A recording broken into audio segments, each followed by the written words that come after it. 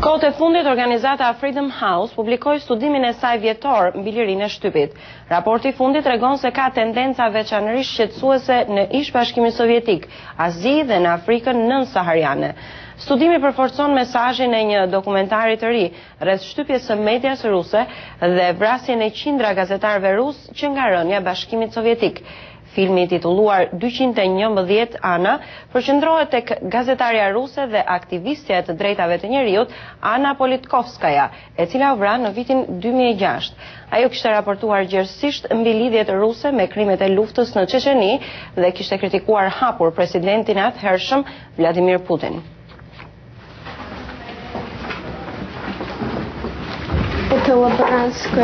Në mesin e rënojave, i shpengu i masakrës në shkollën e Beslanit në Çeçeni tregon çfarë ka mbetur aty.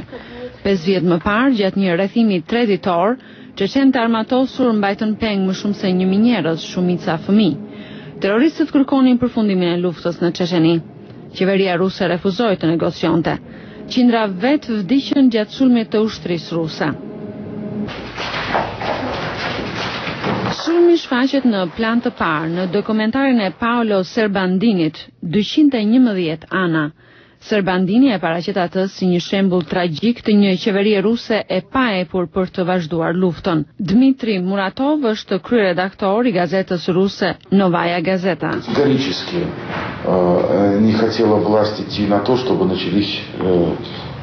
Regjimi absolutisht nuk donte të bënte negociata. Është normë në vendin tonë. Mendoj se ka një doktrinë të përgjithshme që nuk jep përparësi lirimit të pengjeve, por eliminimit të terroristëve. Filmi tregon se si tragjedia përforcoi vendosmërinë e gazetares Ana Politkovskaja për të kritikuar qeverinë ruse për luftën në Çeçeni dhe shkeljen e të drejtave të njerëzit atje. Sipas dokumentarit, ajo e kishte bërë këtë qysh nga fundi i viteve 90.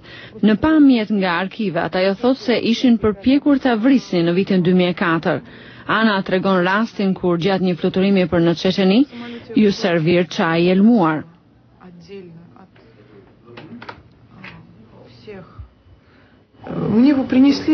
Piva çajin dhe humba ndjenjat. U zgjova në një spital. Она позвонила мне на мобильный телефон и сказала: "Я умираю". Më mori në telefon dhe më tha po vdes. Më kanë helmuar. Padyshim që donin të më vrisnin, pasi arrita në dhomën e urgjencës në aeroport me tensionin e gjakut dhe pulsin 0. Mjekët e kanë konfirmuar këtë. 2 vjet pas kësaj interviste, në tetor të vitit 2006, Politkovskaja u qullua për vdekje. Vrasësit e saj ende nuk janë gjendur.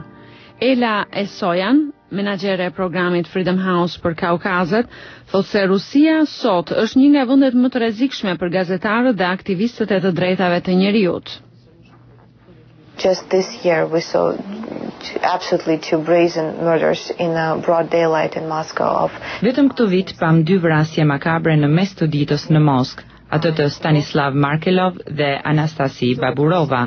Të dy punonin për çështje të drejtave të njerëzit. Pra merritjen e mosndëshkimeve për krimet ndaj gazetarëve në Rusi nuk ka shenja që kjo tendencë të ndryshojë. Maybe reversing.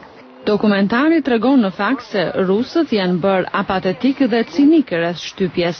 Vetëm 2 vjet pas vdekjes së zonjës Politkovskaja, shumë rus nuk janë të shqetësuar. Politkovskaj, которую то ли убили. Ух, это давно было.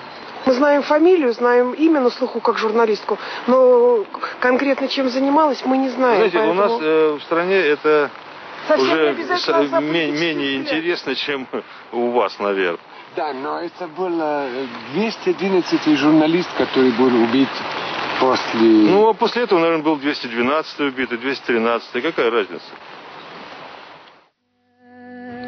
Dokumentari përshkruan një fasad të zymë të vendit që thotë se po zhytet në gjak, po gjumtohet nga korrupsioni dhe mungesa e lirive civile.